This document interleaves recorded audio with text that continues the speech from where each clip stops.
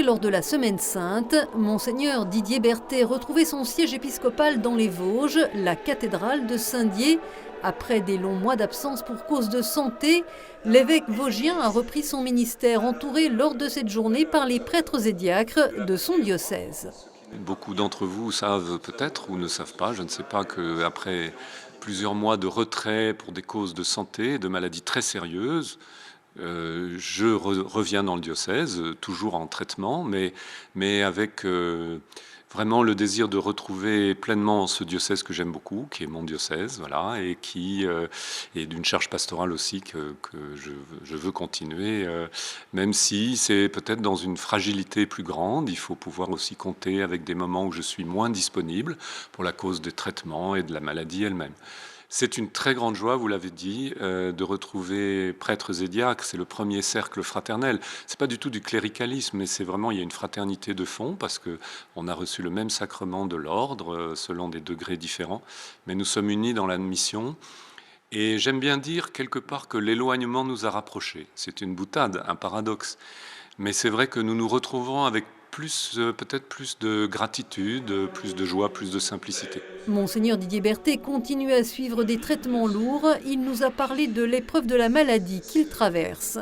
Le sentiment ou d'abandon ou la colère ou le ressentiment, je n'en ai pas été épargné, je l'ai vécu. Je crois comme bien d'autres, parce qu'un évêque, c'est un homme d'abord, et que même si je crois vraiment être resté dans le chemin de la foi et de la confiance en Dieu, en même temps, j'ai pu aussi interpeller Dieu en disant qu'est-ce qui se passe, pourquoi. Ce sont des questions légitimes, et puis après, il faut dépasser ces questions-là pour entrer dans un chemin de vie au milieu d'une fragilité nouvelle. C'est sûr, quand je suis arrivé il y a 6 ans et demi, j'étais en pleine force, si je puis dire. Ce que je voulais faire, je le faisais. Je voulais aller à un endroit, j'y allais, à un autre endroit, là. Maintenant, je suis plus fragile, mais je crois fondamentalement qu'il y a possibilité dans la fragilité, et notre société doit vraiment faire attention aux personnes fragiles qui peuvent encore beaucoup donner. Et je crois que j'espère en tout cas que je peux encore beaucoup donner comme évêque. Et vous savez, l'évêque, bon, c'est pas d'abord un gestionnaire, un manager. L'évêque, il est là comme une présence qui signifie que, ce que je disais à l'instant, que nous sommes l'Église catholique dans les Vosges. Voilà. Donc il faut un évêque. Alors bien sûr, l'évêque travaille, l'évêque rencontre, l'évêque célèbre, mais ce qui est important d'abord, c'est sa présence, sa prière, son attention. Eh bien, voilà, je vais continuer ma mission peut-être dans un mode un peu plus, oui, un peu plus précaire, mais pas forcément moins fécond. En soirée, il présidait la messe chrismale. Les fidèles étaient heureux de revoir leur évêque. Ils sont en retour pour lui une source de réconfort. C'est une grande joie, vraiment un grand plaisir.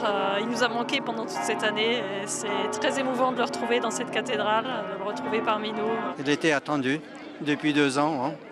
C'est quand même un peu plus... Ça fait plaisir pour nous et pour l'Église aussi. Hein. Puis j'ai reçu aussi beaucoup de témoignages d'une manière ou d'une autre, beaucoup de courriers bien sûr, quelques visites aussi qui m'ont aussi beaucoup touché. Donc je sais que nous sommes restés malgré l'éloignement en profonde communion et que peut-être même notre alliance, que j'aime bien parler d'alliance, l'alliance entre l'évêque et son diocèse, c'est peut-être encore approfondie d'une autre manière. La foi, pour ce théologien érudit, reste sa boussole dans son combat pour la vie.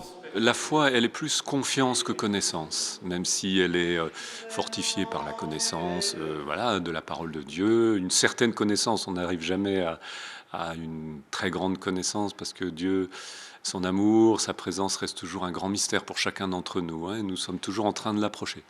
Mais évidemment, je pense que la foi est un grand don. Notamment, il permet d'intégrer le sens de toute une vie, y compris d'intégrer la souffrance possible et la mort certaine.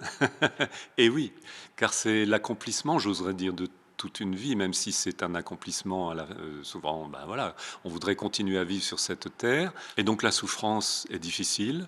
Il y a une vraie solitude, même si on est très entouré, quand on traverse l'épreuve de la grande maladie. Et voilà, donc oui, la foi est un immense trésor. Elle permet ce qu'on appelle l'espérance, c'est-à-dire que de voir plus loin que la souffrance d'aujourd'hui et de savoir que la vie peut continuer et qu'un jour on aura la vie en plénitude. Sa foi en Dieu l'accompagne, même dans les moments les plus sombres. Vivre la maladie, c'est aussi découvrir avec plus d'acuité l'essentiel de l'existence. L'épreuve de santé et quelque part le sentiment de sa grande fragilité nous fait apprécier d'autant plus la relation humaine, la beauté du monde, la beauté de la création. Moi, je crois que c'est quelque chose qui m'est donné, en tout cas que j'ai pu recevoir. J'ai mis un certain temps quand même. Et là, je retrouve aussi des relations avec une plus grande densité. Monseigneur Didier Berthet a répondu sans tabou à toutes nos questions, sur la mort également. C'est-à-dire que je pense qu'il est très humain de penser pendant toute son existence, pas de manière obsédée, mais que de savoir et de penser que notre vie s'achève. Et encore une fois, je dirais même s'accomplit dans la mort. Et on peut dire s'accomplir si, par la foi, nous pensons que c'est un accomplissement vers une autre vie et une vie en plénitude. Voilà, mais la vie, c'est toujours un don si précieux. Et puis le monde est beau, même s'il est difficile, s'il est plein de souffrances, mais il est plein de choses magnifiques. Et d'ailleurs, l'épreuve de santé et quelque part le sentiment de sa grande fragilité nous fait apprécier d'autant plus la relation humaine, la beauté du monde, la beauté de la création. Moi, je crois que c'est quelque chose qui m'est donné, en tout cas que j'ai pu recevoir. J'ai mis un certain temps quand même. Et là, je retrouve aussi des relations avec une plus grande densité. Donc oui, la mort, c'est notre horizon. Et voilà, quelque part aussi,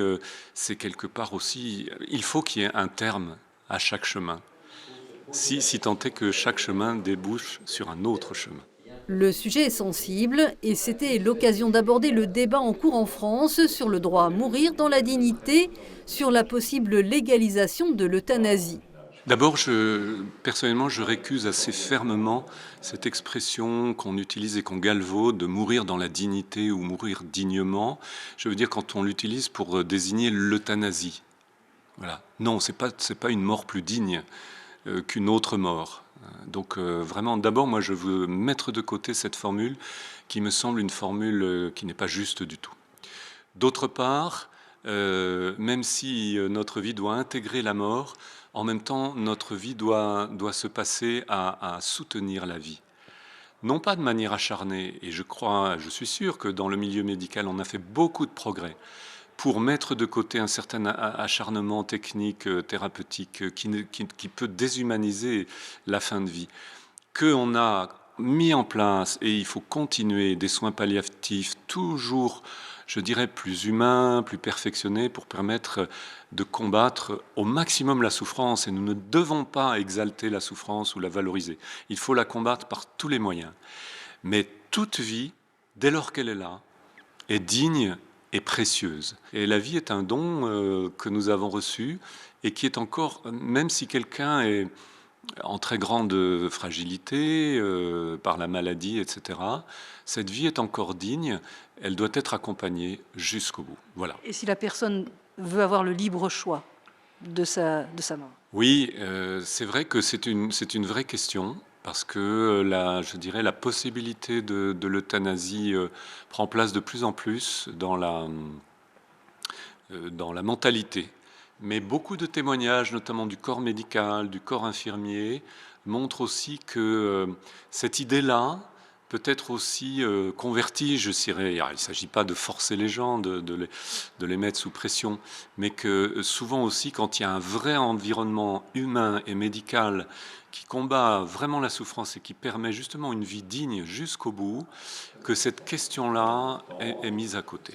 Cette position, qui va à l'encontre des sondages dans la société française, ne surprend pas. Face à la possibilité biologique de mettre fin à l'existence, l'Église ne cessera de prêcher pour une aide active à la vie dans le respect de la dignité humaine.